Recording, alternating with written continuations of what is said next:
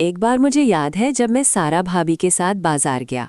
उस वक्त मेरी उम्र 12 साल थी। हम एक दुकान पर गए जो बेसमेंट में थी। वो दुकान काफ़ी अंदर जाकर आखिर में थी, जहाँ लोग कम ही जाते थे। जब हम पहुँचे तो वहाँ करीम नामी एक दुकानदार था, जिसकी उम्र तकरीबन 35 या 40 साल के करीब थी, और एक लड़का था जिसकी उम्र कोई 23-24 साल होगी। हम अंदर गए। करीम खुशी से बोला, आओ बाजी आओ, कैसे आना हुआ? सारा भाभी ने सलाम दुआ की। करीम ने भी खैरियत पूछी। एक दो जुमलों में एक दूसरे की खैरियत दरियाफ्त की। फिर उसने दूसरे छोटे लड़के से कहा, अली जाओ बाजी के लिए चाय लेकर आओ, बाहर मार्केट की दूसरी तरफ से अच्छी वाली चाय लाना। लड़का हल्के से मुस्कुराकर चला गया। सारा भाभी भी जरा हंसते हुए बोली, खैर है, इतनी दूर से चाय मंगवाई जा रही है? करीम ने कहा, हाँ, आज मौका जो मिल गया है आपकी खिदमत का, इसमें कमी नहीं आनी चाहिए। सारा भाभी ने कहा, अच्छा अगर मैं कहूँ आज कोई खिदमत नहीं करनी? करीम बोला, नहीं नहीं, ऐसा ना बोलो, हम तो पहले ही मर रहे हैं, 2 महीने से घर नहीं गए। सारा भाभी हल्के से मुस्कुराकर बोली, तो लगता है दिमाग को गर्मी चढ़ गई है। करीम बोला, हाँ ना, आपकी कसम, पता नहीं कहाँ कहाँ चली है, बता नहीं सकता, खुद देख लेना। सारा भाभी हंसने लगी। दुकान भरी हुई थी, कोई जगह खाली नहीं थी। एक बड़ा सा काउंटर था जिसके अंदर वो खड़ा हुआ था। मैं और सारा भाभी बाहर वाली साइड पर एक टेबल पर बैठे थे। उसने सारा भाभी से कहा, अंदर आ जाओ, देख लो जो लेना है। काउंटर काफ़ी ऊंचा था। करीम के पेट से नीचे कुछ नज़र नहीं आता था। सारा भाभी उठी और अंदर चली गई। मुझे मोबाइल पकड़ा दिया और मैं सांप वाली गेम खेलने लगा। सारा भाभी और करीम अंदर थे। सारा भाभी अलमारी की तरफ मुंह करके हल्की फुल्की बातें करती और कभी उसके साथ लग जाती, कभी इधर कभी उधर होती। फिर मैंने देखा कि सारा भाभी का बाजू हरकत कर रहा था, जैसे किसी चीज़ को पकड़कर आगे पीछे कर रही हों। फिर मुझे आवाज़ देकर बोली, सुनो, अगर कोई फ़ोन आए तो मुझे बताना, और अगर और चीज़ें वगैरह देखनी है तो घूम लो। मैंने कहा, नहीं भाभी, मुझे गेम खेलनी है।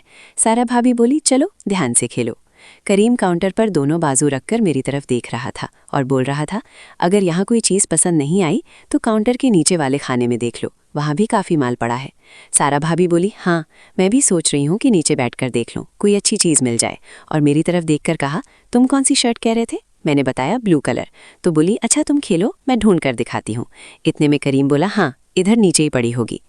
सारी बातों के बाद सारा भाभी अब आराम से नीचे बैठ गई। काउंटर की दाईं तरफ शीशा लगा हुआ था, जहां से भाभी मुझे नजर आ रही थी। पहले मैंने इतना नोट नहीं किया कि भाभी क्या कर रही हैं। फिर जब करीम के चेहरे के तासुरात बदले तो मैंने उसकी तरफ देखा। उसके मुंह से आवाज़ निकली, आराम से, दांत ना लगे। सारा भाभी कुछ नहीं बोली। फिर करीम के जिस्म में हल्की सी हरकत पैदा होती रही, जैसे वो हल्का हल्का आगे पीछे हो रहा हो। सारा भाभी के खांसने की आवाज़ आई। थोड़ी देर बाद जब मैंने करीम से नज़र बचाकर शीशे में देखा तो मुझे अजीब सी हरकत महसूस हुई, जैसे भाभी हिल रही हों। मैं पानी पीने के बहाने उठा और बाहर पड़े कूलर से पानी पिया। इस दौरान वो दोनों रुक गए थे। फिर मैं अपनी पहली वाली जगह से थोड़ा आगे होकर बैठा, जहाँ से शीशे में अंदर साफ नजर आ रहा था कि सारा भाभी क्या कर रही हैं। ये देखकर मैं हैरान रह गया कि भाभी फिर। करीम हल्की सी आवाज़ में बोला, बस करो वरना हो जाएगा। उन्होंने अपना मुंह साफ किया, बाल ठीक किए और आराम से एक शर्ट उठाकर खड़ी हुई और लजलजे लहजे में बोली, देखो ये ठीक है? मैंने कहा, अब खुद देख लो। इतने में करीम बोला, रुको, मैं ढूंढता हूँ, और नीचे बैठ गया। अब सारा भाभी काउंटर पर दोनों बाजू रखकर खड़ी हो गई और मुझसे पूछा, काल तो नहीं आई? मैंने कहा, नहीं भाभी, कोई नहीं आई। सारा भाभी बोली, अच्छा चलो खेलो तुम, और साथ ही थोड़ा सा हिली, जैसे टांगे खुल रही हों। मुंह से बस हल्की सी आवाज़ निकली और मेरी तरफ देखने लगी और कहने लगी, बोर तो नहीं हो रहे हो? मैंने सिर हिला दिया। बोली, थोड़ी देर में चलते हैं, अच्छे से कपड़े देख लूँ। फिर उन्होंने हाथ नीचे किया और हल्का सा मुड़कर पीछे देखने लगी। मैंने शीशे में देखा तो बस देखता ही रह गया, क्योंकि करीम ने सारा भाभी को हल्की सी आवाज़ में कहा, अब इसका क्या करना है? इसका इशारा मेरी तरफ था। सारा भाभी ने कहा, कुछ नहीं, बस वो कुछ नहीं बोलेगा। करीम बोला, कोई आना जाए देख लेना। सारा भाभी बोली, मैं जो कह रही हूँ बस शोर ना करना और ज़ोर से भी ना लगाना, आज गुजारा कर लो, कल फिर, अब जल्दी करो, कोई आना जाए। फिर करीम ने मुझे कहा, बेटा बात सुनो। मैंने कहा, जी अंकल। वो बोला, ऐसा करो, बाहर वाली गली में लाइट्स बंद कर दो, फालतू चल रही हैं। मैंने बाहर की लाइट बंद की और वापस आकर बैठ गया। करीम ने फ़ोन निकालकर अली को कॉल किया और बोला, हाँ किधर हो? आगे से पता नहीं क्या जवाब आया। फिर बोला, ठीक है, ज़्यादा से ज़्यादा 15-20 मिनट। अब मैं तो परेशान। वो लड़का अली बाहर खड़ा था। करीम सारा भाभी से कहने लगा, वैसे तुम्हारा दीवाना हो गया है, कहता है मेरा भी कुछ। सारा भाभी बोली, नहीं, कोई ज़रूरत नहीं। फिर करीम ने अंदर भी आधी से ज़्यादा लाइट्स बंद कर दी। अब काफ़ी अंधेरा था।